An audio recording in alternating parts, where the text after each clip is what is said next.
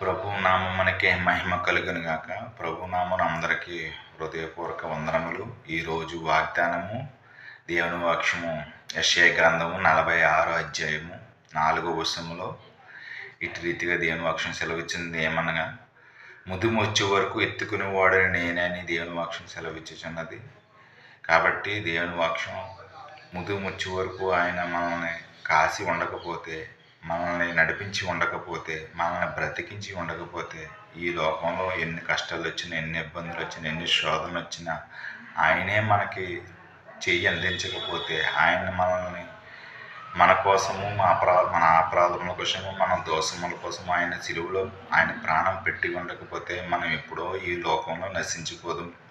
అట్టి రీతిగా దేవుని మనల్ని ఈరోజు ఈ రీతిగా నిలబెట్టాడు కాబట్టి ఆయనకి ఏమి ఇచ్చినా రుణం తీర్చలేం. కాబట్టి వేలాది వందల వేల స్తుతులు స్తోత్రం తప్ప ఆయన నామమునకే మహిమ.